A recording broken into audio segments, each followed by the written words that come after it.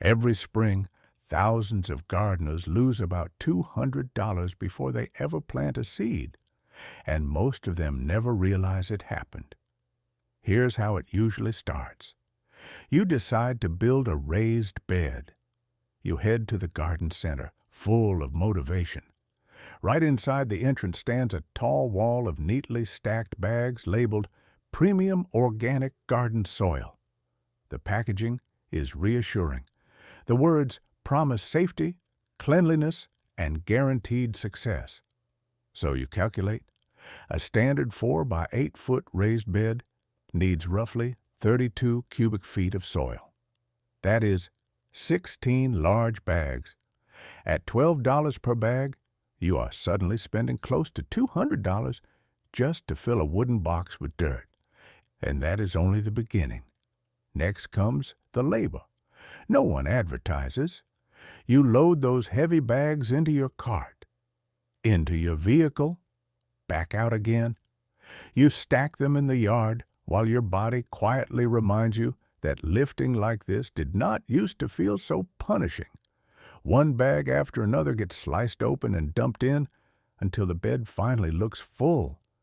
You step back and think, now I am ready. But ready with what? Most of the time, what you just bought is a sterile, lifeless blend that looks good for a few days and then starts to fail. It compacts. It dries out. It needs constant watering and feeding just to stay functional. Miss a day and the surface turns hard. Skip a feeding and the plants stall. Here's the part that rarely gets said out loud. The soil industry wants you to believe there is no alternative, that a raised bed must be filled from the very bottom to the very top with purchased soil. Because if you accept that idea, you will repeat this process every spring, buying, hauling, lifting, and paying again. But that idea is not based on how plants actually grow, and it is not how nature builds fertile soil. The real engine of long-lasting living soil is almost never found in plastic bags. It is already sitting in most backyards, quietly breaking down while we treat it like trash. Old branches from winter storms, logs pushed to the edge of the property, wood piles you keep meaning to haul away.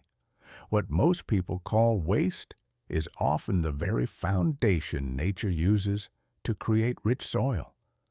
The deepest, healthiest soils on earth were not built by receipts and shopping carts. They were built by decay, time, and materials other people discarded. If you have ever stood at the checkout counter feeling that uncomfortable sticker shock, if you have ever wondered when gardening started to feel expensive instead of peaceful, you are not imagining it, and you are not doing anything wrong. You have simply been taught to build raised beds in the most expensive way possible. In the next part, I am going to show you why the bottom half of most raised beds is overfilled, overpaid for, and barely used, and how understanding that one fact can permanently change both your garden and your budget. When the air still carries that sharp early season bite and the ground seems reluctant to wake up, a raised bed built with a deep wood layer behaves in a way that surprises most people. It holds warmth, not dramatic heat, not steam rising from the soil, but a steady, reliable difference that you can feel the moment you touch it. 5 to 15 degrees Fahrenheit, warmer than the surrounding ground, is common, and that small margin changes everything. I have watched this happen year after year. At first, I did not fully understand why it mattered so much. Then I realized that warmth is not just about temperature. Warmth is time. Warmth is opportunity. Warmth is the difference between waiting and beginning. For gardeners later in life, that difference matters more than it once did. We feel the cold in our joints. We hesitate longer in early spring, we know better than to rush the season and pay the price. A bed that warms itself quietly beneath the surface removes that tension. It allows us to start when the calendar still looks questionable, but the soil itself is ready. That gentle heat rising from below acts like a natural warming pad. Roots encounter a welcoming environment instead of shock. Seeds germinate more evenly.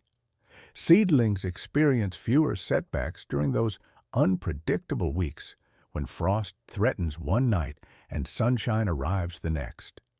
In many regions, this translates to planting 2, sometimes even 4 weeks earlier, without anxiety. The bed does not rush, it supports. This warmth comes from life at work. As buried wood begins its slow transformation, microbial activity generates low, steady heat. Not enough to dry the soil or harm roots, but enough to keep biological processes moving when ordinary beds remain dormant. The soil stays active when everything else is still hesitating. That alone would be reason enough to build this way. But it is only the first layer of understanding, because the moment real organic material is placed beneath the soil, something deeper begins to form. Something most people never see, yet rely on whether they know it or not. Most commercial bagged soils are built for convenience. They are lightweight, uniform, and predictable. They arrive dry, processed, and nearly sterile. They look clean and reassuring. But life does not thrive in sterility. Life thrives in complexity.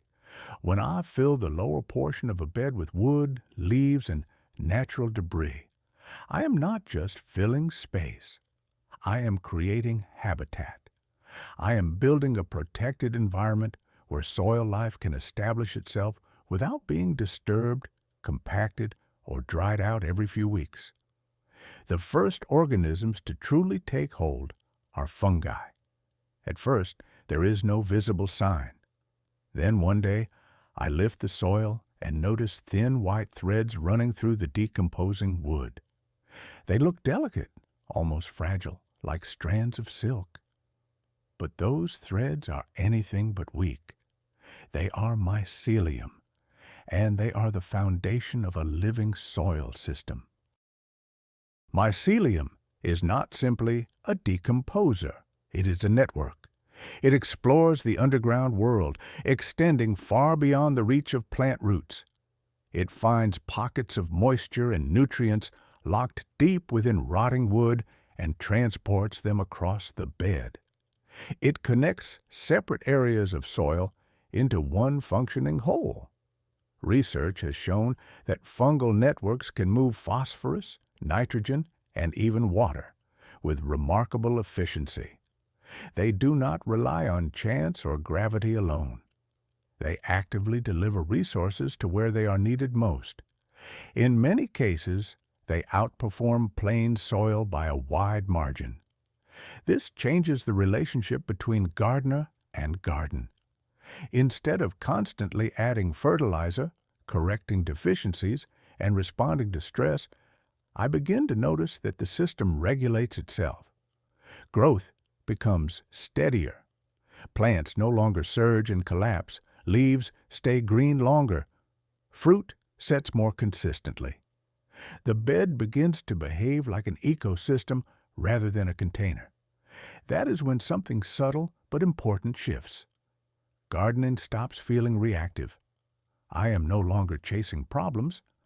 I am observing patterns. I am responding rather than rescuing. The soil itself becomes resilient. Over time, the structure of the bed changes. The soil darkens. It holds together when lifted, but still crumbles easily. It remains springy underfoot instead of hardening into a crust. Water infiltrates instead of running off. Roots grow deeper without effort. This is not accidental. It is the result of biological architecture. Fungal networks bind soil particles together, creating stable aggregates that resist compaction while allowing air and water to move freely. Worms follow the fungi, tunneling through the bed, improving drainage, and leaving behind castings rich with nutrients and beneficial microbes. Bacteria complete the cycle, breaking down organic matter into forms plants can readily use. Each group depends on the others. None work alone. There is something deeply instructive about that. These organisms do not compete in the way we often imagine. They collaborate, they share resources, they move energy from abundance to scarcity. They stabilize the system rather than exploiting it. For me, that mirrors something learned with age. Strength is not always independence. Sometimes strength is connection. Sometimes resilience comes not from doing everything yourself, but from building systems that support you quietly over time. This method also changes how water behaves in the bed. As wood decomposes, it becomes increasingly porous. Like a sponge, it absorbs water during wet periods and releases it slowly when conditions turn dry. This creates a subsurface reservoir that buffers against drought. Even during extended dry spells, moisture remains available to roots below the surface. The result is fewer emergency waterings and less stress during heat waves. The bed retains a memory of rain instead of shedding it immediately. Plants respond with steadier growth and fewer signs of shock. Again, the work happens quietly. And then there is the question of cost. Not just financial, but environmental. Every year, hundreds of millions of plastic bags of potting mix are sold. Most are used once and discarded. Those bags do not disappear. They persist for centuries, accumulating in landfills and waterways long after their brief usefulness has passed. Even more concerning is the material inside many of those bags. Peat moss is commonly used because it is lightweight and holds moisture well. But peatlands are among the most important carbon storage systems on Earth. Though they cover only a small fraction of the planet's surface, they store more carbon than all the world's forests combined. When peatlands are drained and harvested, carbon that has been locked away for thousands of years is released back into the atmosphere. This contributes to the very climate instability that makes gardening more difficult: hotter summers, erratic rainfall, longer droughts.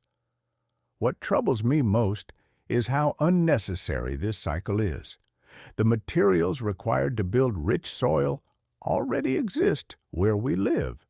Branches fall, leaves collect, storms leave debris behind. These are not problems to be solved. They are opportunities.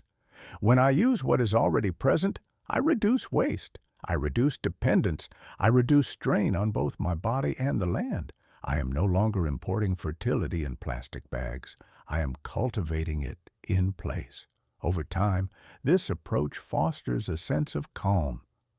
The garden becomes predictable in the best possible way. It does not demand constant attention.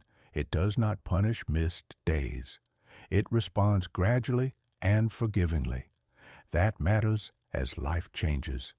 Gardening does not need to become harder with age. It can become simpler, more cooperative, more in tune with natural rhythms. A bed built this way supports that shift. It works whether I am present or not. It improves while I rest. This is not about perfection. It is about alignment. When I build soil that improves year after year instead of degrading, I feel grounded. I feel like I am participating in something enduring rather than consuming something temporary. The raised bed becomes more than a growing space. It becomes a system that reflects lived experience, patient, layered, interconnected, and resilient. And once you understand that, you stop seeing soil as something to buy. You start seeing it as something to build. These materials only need to be used with intention. When they are used with care, the meaning of a raised bed changes completely. Building a bed with a waste layer is not just a way to reduce expenses. For me, it becomes a quiet, deliberate choice about how I want to live, garden, and relate to the world around me. I am choosing a system where nothing is automatically thrown away. Branches, logs, fallen limbs, and piles of leaves are no longer problems to be solved or messes to be cleaned up. They become resources. They take on purpose. What once would have been dragged to the curb or hauled to a landfill now stays right where it belongs, slowly doing meaningful work beneath the soil. That shift in thinking matters, especially at this stage of life. Not because I am trying to be perfect or make a statement, but because experience sharpens perspective. After decades of watching trends rise and fall, it becomes easier to recognize the difference between a disposable shortcut and a lasting solution. Convenience often promises ease, but it usually comes with hidden costs. More money spent, more strain on the body, more waste left behind. This approach asks for something different. It asks for patience instead of speed.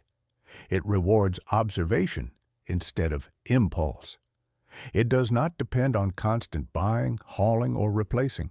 Once established, it quietly improves on its own, season after season, without demanding more from me.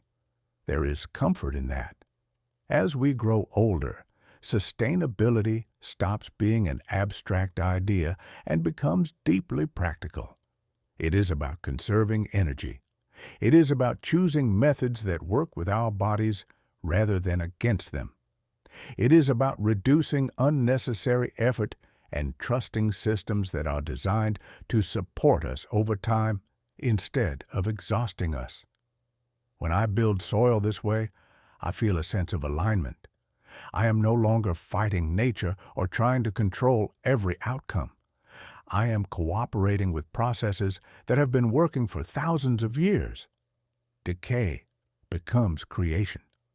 What looks finished becomes the beginning of something new. There is also dignity in reuse. Taking what already exists and giving it new life feels honest. It reflects a kind of wisdom that comes from living long enough to see that value is not always shiny or packaged. Some of the most powerful things work quietly, out of sight, asking for very little recognition. This way of gardening mirrors life itself. Strength is not always loud. Progress does not always rush forward. Sometimes the most reliable growth happens slowly underground, where it cannot be measured day by day but proves itself over time. When I place those materials into the bed, I am doing more than preparing a growing space. I am choosing restraint over excess. I am choosing continuity over convenience. I am choosing to build something that improves rather than depletes. And there is a deep calm in that choice. The raised bed becomes more than a container for vegetables. It becomes a reflection of lived experience, a reminder that lasting results usually come from patience, intention, and the willingness to work with what is already around us instead of constantly reaching for something new. In that sense, this bed is not just about gardening. It is about honoring cycles. It is about respecting limits. It is about leaving things a little better than we found them. And that, to me, is enough.